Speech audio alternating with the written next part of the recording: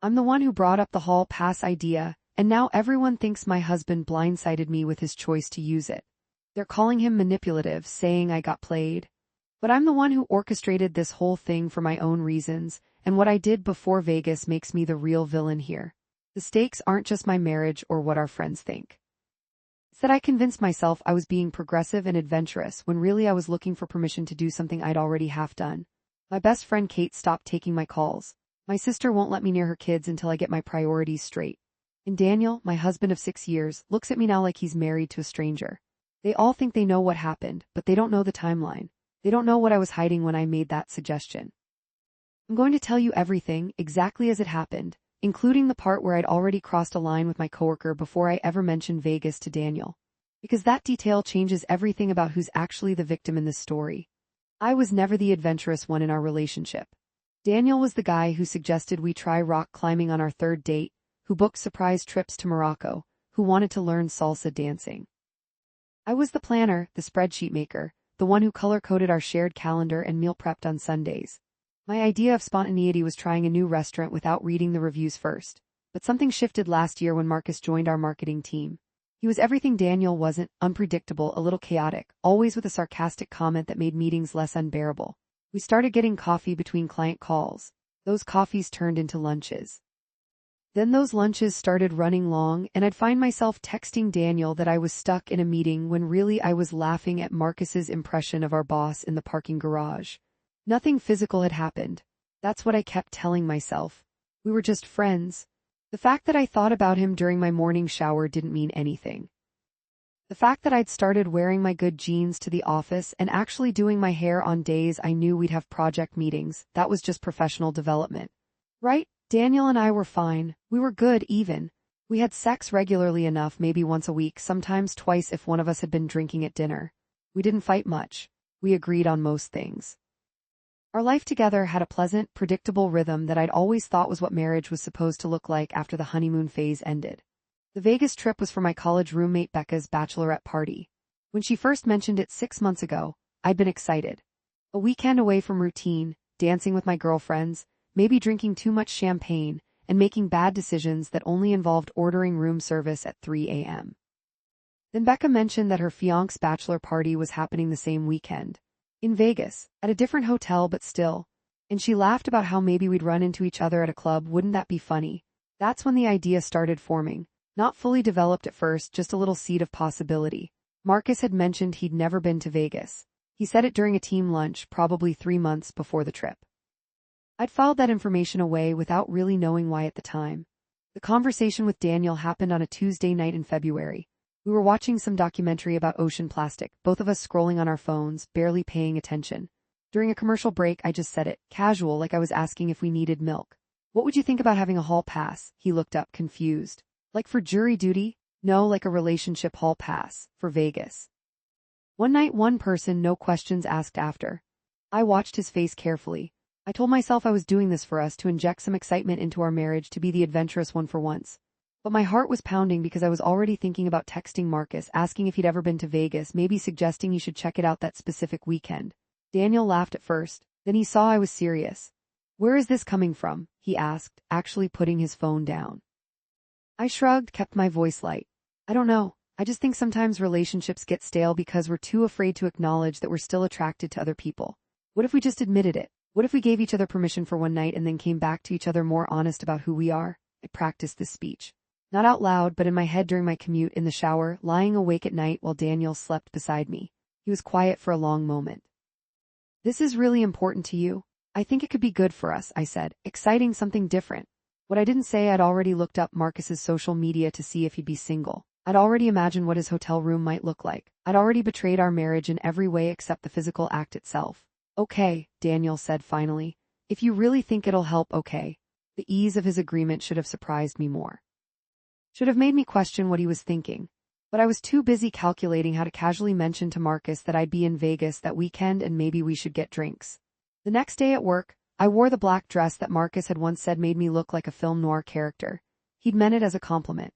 We had a project deadline meeting scheduled, just the two of us reviewing campaign analytics in the small conference room.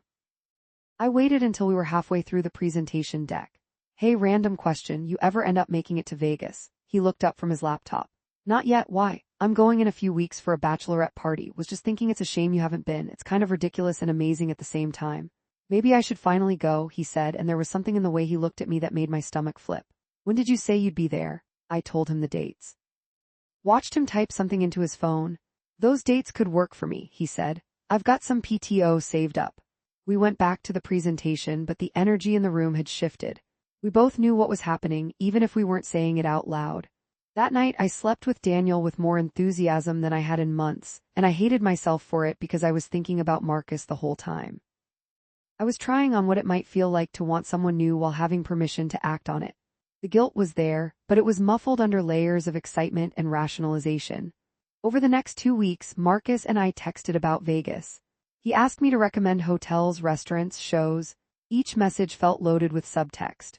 We both knew he wasn't just planning a vacation. We were choreographing an affair with my husband's explicit consent, except Daniel didn't know he'd given consent for Marcus specifically. He thought he was agreeing to some hypothetical stranger in a nightclub, not my coworker who I'd been emotionally involved with for months.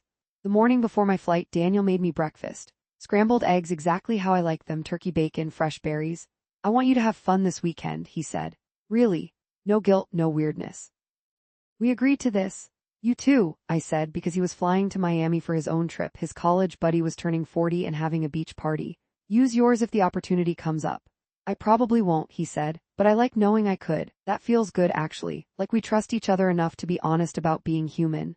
The earnestness in his voice made something twist in my chest. He thought this was about trust and honesty.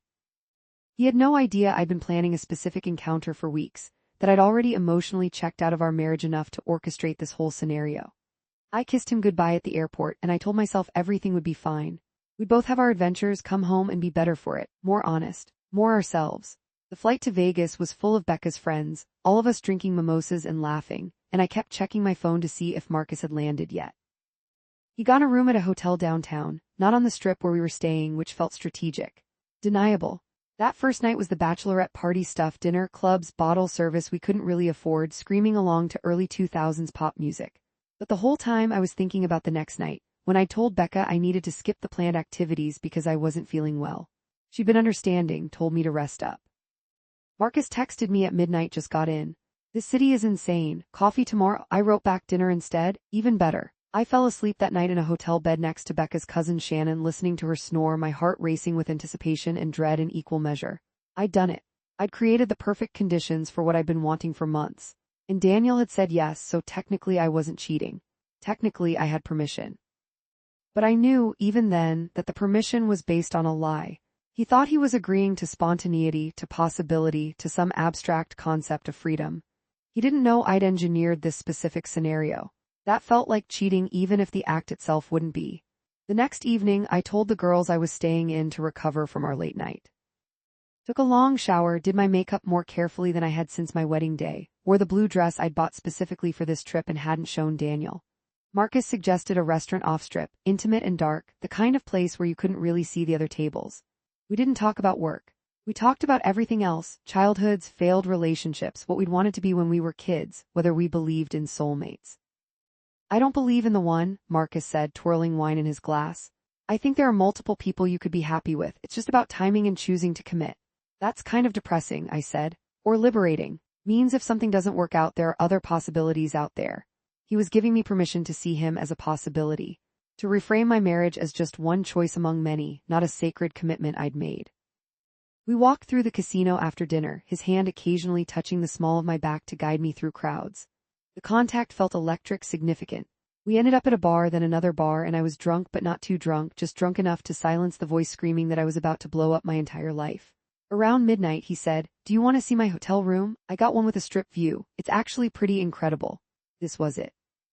The moment I'd been building toward for months. I could say yes, and I'd technically have permission from my husband, and I could sleep with Marcus and see if the chemistry I'd imagined was real. Yes, I said. His room was on the 23rd floor, floor-to-ceiling windows showing the lights of the city. We stood there for a moment looking out, and then he turned to me and we were kissing, and it was exactly what I'd imagined and also nothing like it. His mouth tasted like whiskey and mint gum. His hands were in my hair, I was pressing against him, months of build-up finally getting release. We made it to the bed. Clothes started coming off and then my phone rang. I ignored it. It rang again, then a text notification, then another call. You should check that, Marcus said, pulling back. It was Becca, then Kate, then 3 other girls from the bachelorette party, all within 2 minutes. My hands shook as I opened the messages. Oh my God, have you seen this? I'm so sorry, I don't know if I should tell you, call me right now. There was a video. Someone had sent Kate a video and she'd sent it to Becca and Becca had sent it to me. It was Daniel in Miami at what looked like a beach club with a woman, a specific woman I recognized from his Instagram because she'd commented on a few of his posts. Emma, one of his coworkers from his tech company. They were dancing, very dancing. His hands were on her hips, her arms around his neck. They were kissing, very much kissing. And someone had filmed it and posted it to their Instagram story, and it had made its way through social networks until it landed in my hands. I stood there in Marcus's hotel room, half undressed, staring at my husband kissing another woman, and the hypocrisy of my rage was not lost on me. But the rage was there anyway, white-hot and consuming. I have to go, I said, scrambling for my clothes. What happened? Marcus asked. My husband. I couldn't finish the sentence. He's what? Using the hall pass I suggested, doing exactly what I gave him permission to do, except the video didn't look spontaneous, it looked comfortable, familiar. The way Emma touched his face, the way he held her, that wasn't a stranger in a club, that was someone he knew. Someone he'd maybe been seeing before this weekend. I left Marcus's room, ignored his calls asking if I was okay, took a ridiculously expensive taxi back to my hotel. The girls were all awake, waiting for me, looking at me with this mixture of pity and horror. Did you know? Becca asked gently. About Emma, who is she? I managed. She works with him, they've been on projects together. Kate looked her up, she's been commenting on his stuff for like 6 months, hearts on his photos, flirty stuff, 6 months. The same amount of time I'd been getting 2 long coffee breaks with Marcus. We had an agreement, I said, for this weekend. We talked about it. The girls looked at each other. Babe, Kate said carefully, an agreement is one thing, but this looks like more than just a random hookup. This looks like he knew exactly who he was planning to see. Just like I'd orchestrated the entire Vegas trip around seeing Marcus. I called Daniel 17 times, he didn't answer. I texted him, I saw the video, call me right now, nothing. I paced the hotel room while my friends tried to comfort me, tried to remind me that we'd had an agreement, that technically he hadn't done anything wrong. But they didn't know the full story. They didn't know I'd been in Marcus's hotel room 30 seconds away from sleeping with him when I found out. Daniel finally called at 3 a.m. Vegas time, 6 a.m. in Miami. I saw you called, he said, sounding tired. The video, Daniel, what the fuck was that video? Me using my hall pass. Like we agreed. His voice was calm, too calm, like he'd been expecting this call. That wasn't some random person, that was Emma from your work. How long have you been planning that? Silence. Then how long have you been planning yours with Marcus? The floor dropped out from under me, the hotel room spun. What are you talking about? Sophie, come on, you think I didn't notice? The late meetings, the way you started doing your hair differently, checking your phone constantly. I've known about Marcus for months. I couldn't breathe, couldn't think. Then why did you agree to the hall pass? Because I wanted to see if you'd actually go through with it, if you'd actually choose him over us, and I wanted permission to see Emma without it ending our marriage. You handed me the perfect solution. The girls in the room had gone silent, listening to my side of the conversation, watching me fall apart. So this was revenge? I asked. No, this was honesty. You wanted us to be honest about being attracted to other people. So I was honest. I've been seeing Emma since January, nothing physical, just like you and Marcus, just emotional, just enough to make me question everything. And then you suggested the hall pass and I thought, perfect. Let's both get it out of our systems. January, he'd been seeing Emma since January, before I'd even suggested the hall pass. You manipulated me, I said. He laughed, actually laughed. Sophie, you manipulated yourself. I just stopped pretending I didn't know what you were doing. Did you sleep with him? I looked at Marcus's number on my phone, the missed calls from when I'd left his room. No, I saw your video first. Well, I slept with Emma last night, it was incredible, and I have your permission, so there's nothing to feel guilty about. Isn't that what you said? No guilt, no weirdness? I hung up, threw my phone across the room, started crying so hard I couldn't catch my breath. Becca held me while I sobbed, and I couldn't even explain to her why this hurt so much when I'd been planning to do the exact same thing. All I could say was, he knew, he's known the whole time, he let me suggest it so he could sleep with her guilt-free. That's so fucked up, Kate said. He set you up. But had he? Or had I set myself up by being too cowardly to either commit to my marriage or leave it honestly? By trying to have it both ways, adventure and security, Marcus and Daniel, permission and betrayal, I spent the rest of the Vegas trip in the hotel room, crying and obsessively looking at Emma's Instagram. She was pretty, younger than me by 3 years, a rock climber, of course she was. She'd posted photos from their Miami weekend. Not the kissing, but the beach, cocktails, her toes in the sand. The caption, sometimes the risk is worth it. The comments were from people who didn't know she was talking about my husband. Didn't know that heart emoji was planted in the chest of my marriage like a knife. I didn't hear from Marcus after that night. I texted him an apology for disappearing, but I didn't explain. He responded, no worries, hope everything's okay. And that was it. Months of buildup, all that emotional energy evaporated because my husband had beat me to the punch. When I got back to LA, Daniel was already home. We sat at our kitchen table, the same table where we'd had 1,000 normal meals, and looked at each other like enemies. Where do we go from here? I asked. I don't know, he said. Do you love him, Marcus? Did I, or had I just loved the idea of him, the fantasy, the escape from the predictability of marriage? I don't think so, I said. Do you love Emma? I could, he said. If I let myself, but I also love you, or the version of you I thought I married. I don't know who you are anymore. You've been lying to me for months, I said. About Emma, you knew what I was doing and you didn't say anything. You let me suggest the hall pass so you could. So I could what? Be as dishonest as you? You don't get to be the victim here, Sophie. You started this. You wanted permission to cheat with your coworker. I just wanted the same freedom you were taking. He wasn't wrong. That's what made it unbearable. We tried counseling. Went to 3 sessions with a therapist who specialized in infidelity, even though technically neither of us had been unfaithful according to our agreement. The therapist asked us what we wanted. I want to go back to before, I said. Before Marcus, before Emma, before any of this. We can't, Daniel said. That version of us doesn't exist anymore. We both know what the other one is capable of now. In the 4th session, the one Daniel didn't show up for, I admitted to the therapist what I hadn't been able to say out loud. I was 10 seconds away from sleeping with Marcus when I found out about Emma. If my phone hadn't rung, I would have done it. And then I'd have come home and pretended everything was fine. The hall pass wasn't about honesty. It was about permission to lie to myself. The therapist asked if I'd told Daniel that. I hadn't. Because admitting it would mean admitting that he was right. I'd manipulated the situation first. His manipulation had just been more effective. Word got out, I don't know how, but small social circles talk. Suddenly our friends were taking sides. Kate was furious at Daniel for setting me up, even though I'd tried to explain that I'd been emotionally cheating for months before the hall pass. My sister called him manipulative and controlling. His friends called me a hypocrite. The truth was we were both right and both wrong. We'd both been dishonest. We'd both used the hall pass as permission to avoid dealing with our real problems. We'd both been cowards. Marcus quit our company 6 weeks after Vegas. Put in his notice, said he'd got an offer in Seattle. We never talked about what almost happened. On his last day, he sent me an email. For what it's worth, I think you deserve better than the mindfuck you're living through. Hope you figure out what you actually want. I deleted it immediately, but I thought about it constantly. What did I actually want? Not Marcus. I'd figured that out pretty quickly.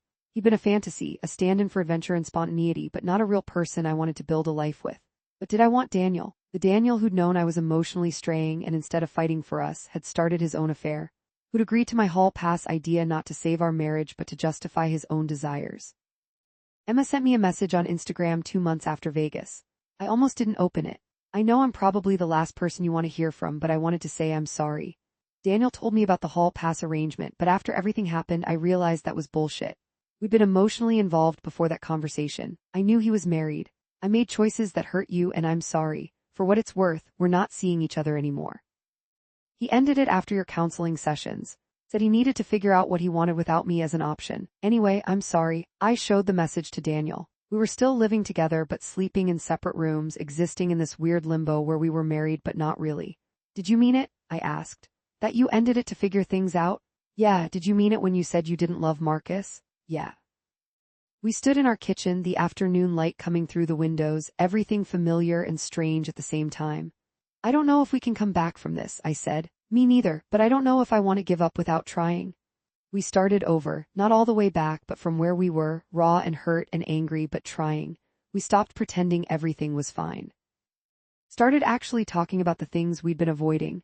How I felt invisible in our relationship sometimes. How he felt like I'd stopped seeing him as anything but a security blanket. How we'd both been looking for validation outside our marriage instead of fighting for it inside. It's been 9 months since Vegas. We're still together. Still in counseling, now with a different therapist who calls us out on our bullshit more effectively. We don't have sex as often as we used to, but when we do, it feels more honest. We look at each other now. I unfollowed Emma on everything. Deleted Marcus's contact information. Started trying to invest in my actual marriage instead of my fantasy life. But here's what I can't shake: Daniel was right about me. I did manipulate the situation to get what I wanted. I did emotionally cheat first. And when he called me on it, not directly but through his own actions, I couldn't handle the mirror he held up. My friends still think he's the villain, that he knew what I was planning and set me up for maximum pain. And maybe that's partly true, but I'm the one who created the conditions for all of it. I'm the one who suggested we could have permission to betray each other and call it honesty. Last week, Daniel asked me if I ever think about what would have happened if my phone hadn't rung that night in Marcus's hotel room.